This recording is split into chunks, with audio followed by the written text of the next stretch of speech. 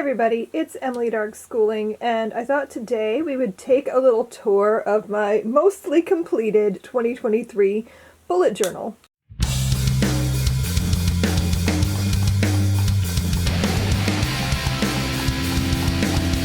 I think this is my 5th year doing a bullet journal, and I feel like I have vastly improved. So I have this journal that I got from Notebook Therapy. I'm obsessed with their products. It's beautiful. It has like the shiny edges. It's holographic. It's so pretty. I love the T on the cover. It's very soft. I love it. So basically my bullet journal is my brain. I put everything in this. This includes my day-to-day life, this includes my business stuffs, and it includes my reading journal, so everything goes in here. So I'm just going to show you sort of how I have been using it this year, and we'll just do a little tour. So the first page, I have my little word of the year. I have a cute sticker I found of books and tea, and of course washi tape. Always the washi tape. So my word of the year for 2023 was focused. I don't know what my word of the year is going to be for 2024. I'm still thinking about it. So then on the next page I have my year at a glance spread. So on this side I have the calendar drawn out, and on this side I did little boxes for each month where I could make notes about important things coming up. I like this setup a lot. I've done it differently in the past, but I think this might be how I do it from here on out, at least for now, because I just thought this was a lot cleaner and easier to read and see everything, and I don't know, I just liked it. Then on this next spread I have my Goodreads goal.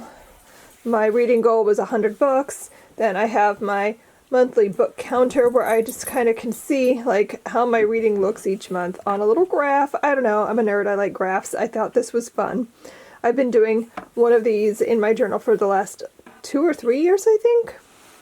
Then on this page I have all of our ARG book club selections along with my rating so that I could kind of look at it at a glance. This spread was for all of the new releases that I was excited to read. This encapsulates all of the things that were on my radar. I have books that I was pre-ordering. I have ARCs that I was getting. I have books that are just things that I wanted to pay attention to so I could either find them at the library or whatever. So what I was doing here too, if it's written in ink, it means that I purchased it and it was delivered and I own it now. If I highlighted it, it means I read it. So this was a fun way to kind of visualize everything. In the past I just had running lists of things, but I liked how I did this a lot, and I think I'll do this again from here on out because this was a really great visual for me. I'm a very visual person, so this was really nice to be able to see all the things. Then I had my book bracket. I don't know if I'm going to do this again. I might. It was fun to see what my favorite books were each month, and I'm still working on it, obviously. I haven't finished December yet, so I don't know what my book of the year, I think I know what my book of the year is, but who knows.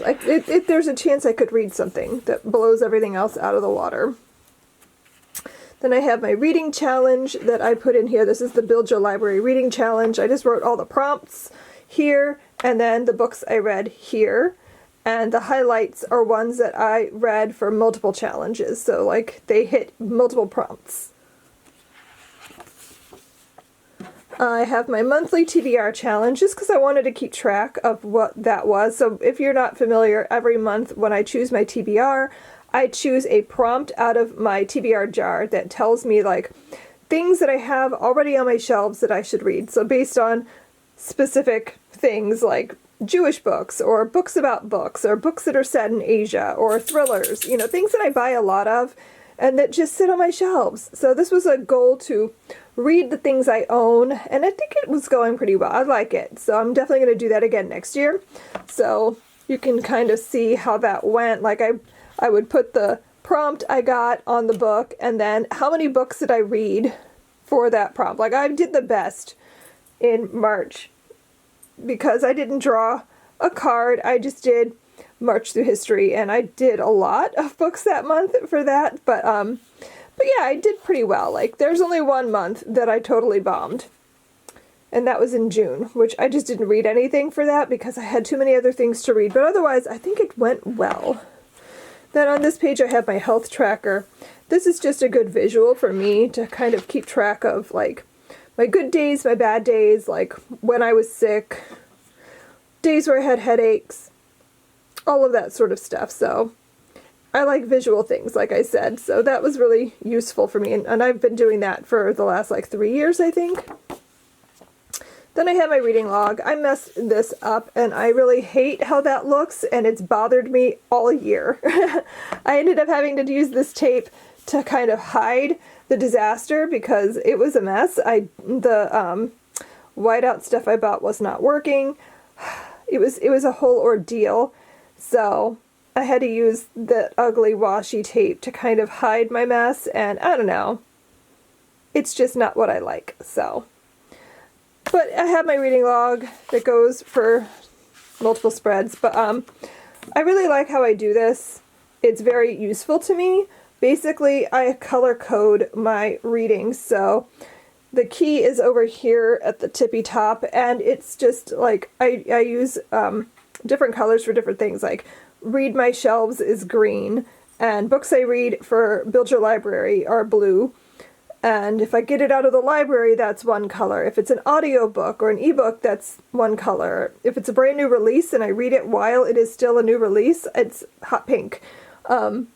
Books that I read right after I purchase them are a color, and then ARCs are purple.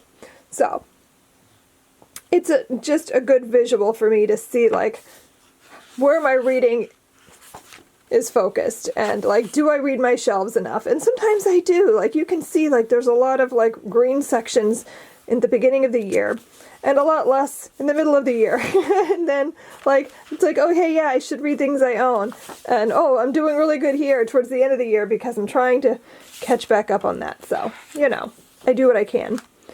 My fitness tracker is maybe the saddest thing I have in here. I have thoughts about what I'm going to do with that going into the future, but for now I tried, and it's not great. Let's pretend that you didn't see that. And then I also did the alphabet challenge over here, which I don't think I'm going to do again next year. I did this last year as well, and I just kind of think I'm over it at this point. I never am able to fully complete it.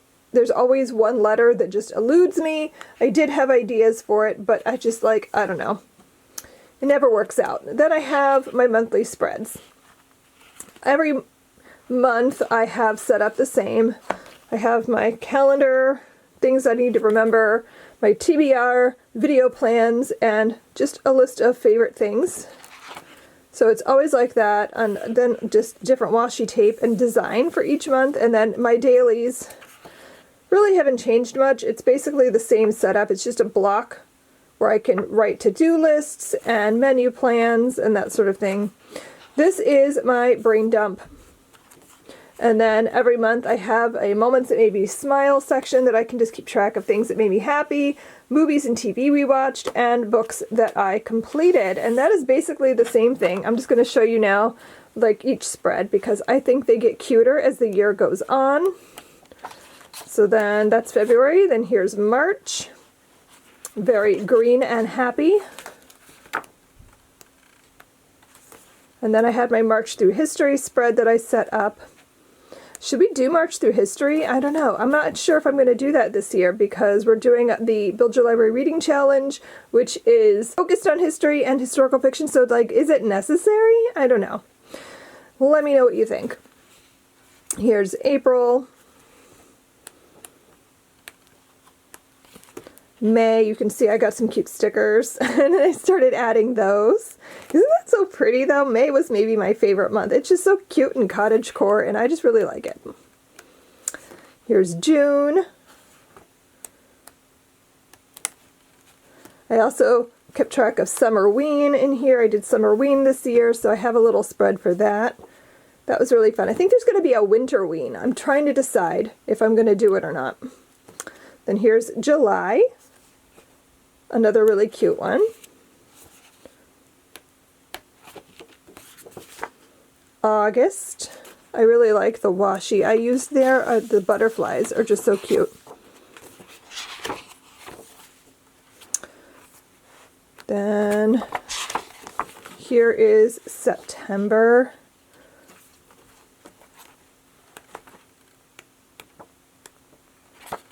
October. We're getting a little more fall themed. November. And now we're in December, and I'm very pleased with how this spread turned out. It's just very cute. I really like how cute that is. And then I haven't completed it yet because I'm still figuring it out, but here's my space for where I will keep track of my top 10 reads of the year. And then in the very, very back, I just have a page for doodling. I have just a bunch of like random brain dump lists and things that I keep track of. I do all of that in pencil. So, our Christmas menus. So yeah, that is my bullet journal. I'm obsessed. I've developed this hobby that I've really had a lot of fun with. I've always been a notebook person. I've always been a to-do list and checklist kind of girl. I like keeping track of things. I'm so glad that I stumbled on a thing about bullet journals 5 years ago and kind of started playing around with it. Now I'm at the point where I don't know what I would do without my bullet journal. So there you have it. That is my 2023 journal, basically finished. I'm getting ready to start working on my 2024 journal, and I am so excited about how that's going to turn out. I'm probably going to film a video either letting you watch me set it up, or just a flip through of how I set it up like I did for this one, but just like, you know, at the beginning. So let me know which one of those you'd be more interested in, and I will figure out how to do it. So I hope you enjoyed this video. Thanks so much for watching, and I will see you guys next time. Happy reading. Bye.